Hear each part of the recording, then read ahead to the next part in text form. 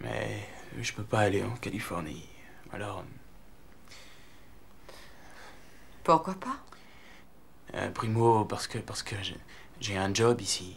Et deuxio, parce que j'habite ici. Écoute.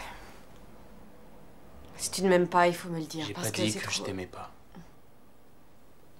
Alors pourquoi? Pourquoi tu ne viens pas? Par quoi tu es si terrifié? Comment? Par quoi je suis terrifié? Dis-moi, par quoi tu n'es pas terrifié? Tu vis dans ton tranquille petit monde où t'as pas de risque à prendre et tu es mort de trouille à l'idée de faire quelque chose qui pourrait t'obliger à changer. Ne me parle pas de mon petit monde. Et toi, tu veux juste t'envoyer en l'air avec un mec des banlieues chaudes avant de te tirer à Stanford et d'épouser un enfoiré plein de fric du genre qui plaît à papa et maman. Et puis tu passeras tes soirées avec tous tes connards bourrés de pognon à parler de l'époque où tu t'étais encanaillé. Pourquoi est-ce que tu dis ça? Qu'est-ce que c'est que cette obsession que tu as du fric? Mon père est mort quand j'avais 13 ans et j'ai hérité sa fortune. Tu ne sais pas que tous les matins au réveil, je n'ai qu'une envie, c'est de pouvoir la lui rendre. Et je n'hésiterai pas une seconde, si ça me rendait mon père un jour seulement. Mais je ne peux pas. Et c'est ça ma vie et je fais avec. Alors ne viens pas me dire des conneries parce que c'est toi qui as peur. Moi j'ai peur? Mais tu veux me dire de quoi j'ai peur? Tu veux me dire de quoi moi j'ai peur? Tu as peur de moi? Tu as peur que je ne t'aime pas? Et si tu veux savoir, j'ai peur moi aussi. Mais n'empêche que je veux tenter le coup et que je suis honnête au moins avec toi. Je suis pas honnête avec toi, non, je suis... Parle-moi un peu de tes 12 frères.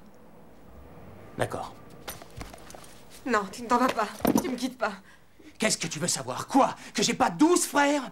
Oui. Que je suis un pauvre orphelin? Oui. Non, c'est pas ça que tu veux Je savoir. savais pas. Tu veux pas l'entendre, ça? Je ne Tu veux savais pas pas. entendre qu'on éteignait les cigarettes sur moi quand j'étais gosse? Je ne savais Que c'est pas un chirurgien qui m'a fait ça, mais un enfoiré qui m'a filé un coup de poignard. Tu veux pas l'entendre, cette merde, Skylar? Si, je veux l'entendre. Tu vas pas me dire que tu veux entendre Si, cette je veux merde? l'entendre parce que je veux t'aider, Will. Parce Quoi? que je veux faire M'aider? quelque chose. Mais m'aider à quoi? Est-ce qu'on me voit dans la rue avec une pancarte qui dit « Sauve-moi » J'ai l'air d'avoir besoin de ça? Non, non, je veux juste rester avec toi parce que je t'aime. Arrête ton baratin! Arrête ton baratin! Parce que j'y crois pas! Je t'aime. Je veux t'entendre me dire que tu m'aimes pas. Parce que si tu dis ça, je t'appellerai plus. Et je serai plus dans ta vie.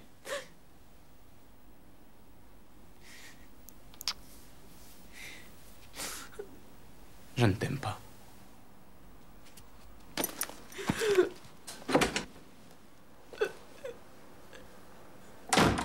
Qu'est-ce qu'il y a? Il y a un problème? Non, il n'y a pas de problème. J'espérais que tu serais peut-être en mesure de me donner une idée de l'évolution de l'économie de marché dans les colonies du Sud. Moi, je soutiens que, préalablement à la guerre révolutionnaire, les modalités économiques en particulier dans les colonies du Sud pouvaient être définies avec justesse par les termes de pré-capitalisme agraire. C'est normal que tu soutiennes ça. Tu es un étudiant de première année, tu viens de finir le livre d'un petit historien marxiste, Pete Garrison probablement, et tu resteras convaincu jusqu'à ce que dans un mois tu lises James Lemon. Et là, tu soutiendras que l'économie en Virginie et en Pennsylvanie était animée d'un esprit d'entreprise tout à fait capitaliste, déjà en 1740. Et ça durera jusqu'à ce que l'an prochain, tu régurgites Gordon Wood et ses opinions sur la pré-révolution et son utopie et les effets bénéfiques au capital de toute mobilisation. Je ne pense pas que je le ferai parce que Wood a tendance à sous-estimer l'impact des distinctions. Wood a tendance à sous-estimer l'impact des distinctions sociales fondées sur la fortune, en particulier la fortune héritée. Tu as lu ça dans Vickers? Travail dans le comté des sexes, page 98. Ouais, je l'ai lu aussi. T'allais nous régurgiter tous les bouquins, tu n'as pas une idée personnelle sur le sujet? Alors c'est ça ton truc, tu arrives dans un bar, tu délites d'obscurs passages de quelques bouquins et tu prétends que ce sont tes idées à toi. Et tu fais tout ça juste pour impressionner une fille et embarrasser mon ami. Ce qui est triste pour un type comme toi, c'est que dans 50 ans, tu vas commencer à penser par toi-même et tu vas découvrir le fait qu'il y a deux certitudes dans ta vie. Primo, t'es pas fait pour penser. Et deuxio, tu as paumé 150 000 $ pour un enseignement que tu aurais trouvé pour 1,50 $ d'amende de retard à la bibliothèque municipale. Oui, mais moi j'aurai mon diplôme. Et tu serviras à mes gosses des frites dans un drive-in quand je les emmènerai skier à la montagne. Oui, peut-être. Mais au moins, j'aurai ma personnalité. Mais si ça te pose un problème, tout ça, on peut faire quelques pas dehors et régler l'affaire entre nous? Non, vieux, il n'y a aucun problème. C'est cool. C'est cool? Cool. Ouais, tu peux le dire que c'est cool. Ouais, c'est ça, la ramène plus. Il en a dans le cigare, le copain. Merde, toutes les 3 minutes dans ce putain de bar, on tombe sur une grosse tête. Allez, à toi. Une autre tentative. On était là avec elle, tu vois. Égalité. Ça se passait bien. J'allais, enfin, on était sur le point de conclure l'affaire, mais là... Chuck, Billy a insulté une des filles et l'autre, la plus costaud, elle a dit que j'avais le front qui se dégarnit et que j'avais quelques kilos de trop. Enfin, tu vois, je l'ai envoyé chier. Je devrais tourner ma langue. Salut. T'es un vrai idiot. Quoi? T'es un idiot. Je me range là-bas depuis 45 minutes à attendre que tu viennes me parler, mais maintenant je suis fatiguée et il faut que je rentre chez moi. Et j'en avais assez de me morfondre dans mon coin. Bonsoir, Will. Skylar. Skylar. Oh, je voulais te dire, le garçon là-bas, le clone de Michael Bolton, c'est pas quelqu'un de notre bande. Oui, oui, j'ai vu, ça donnait cette impression. Bon. Voilà, il faut que j'y aille. Il faut que je me lève tôt et que je gaspille mon bon argent pour faire mon éducation. Non, je disais pas ça pour toi. Non, ça fait rien. Voilà mon téléphone. Appelle-moi et on ira boire un café ensemble. Ah oui, d'accord. On pourrait aussi se retrouver et bouffer des caramels. Comment ça? Bah, réfléchis, c'est aussi arbitraire que de boire du café. Oh, oui. D'accord. Alors, salut.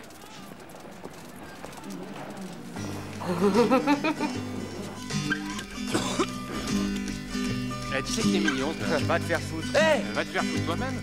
Et voilà ce sale con de crâne d'œuf qu'il a ramené avec ses attendez gosses un peu. qui vont skier. On Attendez. aurait dû lui filer une bonne trempe à ce connard, moi je dis.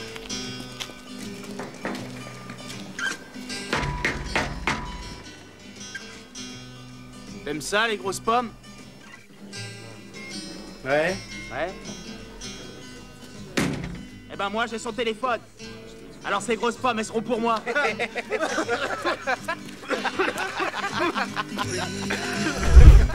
Vous soignez toujours des anciens combattants? Non, c'est fini. Pourquoi? J'ai arrêté quand ma femme est tombée malade.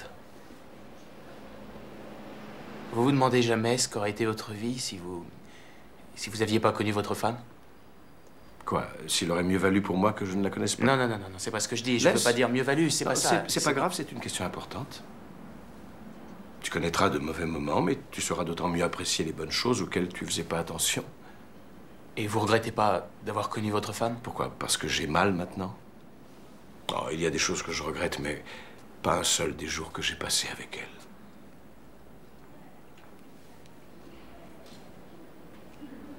Et quand est-ce que vous avez su que c'était la femme faite pour vous? C'était le 21 octobre 1975. Putain de merde, vous vous rappelez la date? Oui. C'était le 6e match du championnat du monde. Le plus grand match de l'histoire des Red Sox. Ah oui, c'est vrai. Mes amis et moi, on avait dormi toute la nuit sur le trottoir pour avoir des billets. Vous aviez eu des billets? Oui, le jour du match, on était assis dans un bar en attendant l'heure d'aller au stade. Et là, il y a une fille qui entre. Ah, quel superbe match ça a été. Fin de la 8e manche, Carbo égalise, on est 6-6.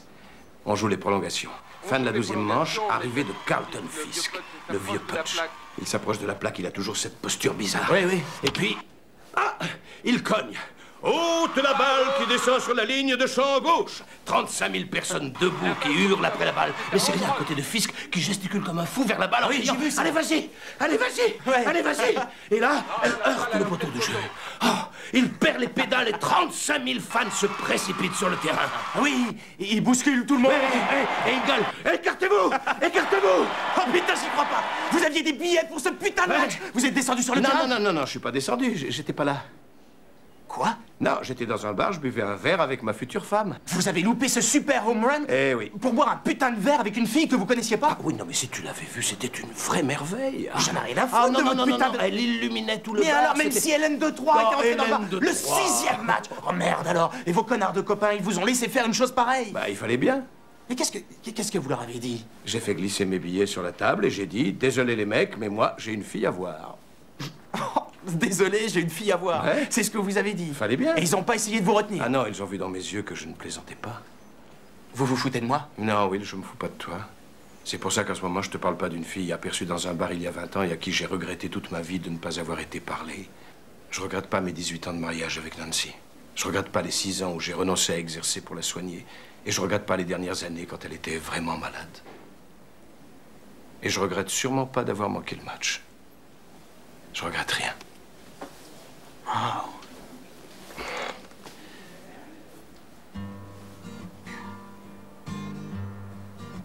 Quand même, ça aurait été chouette de voir le match.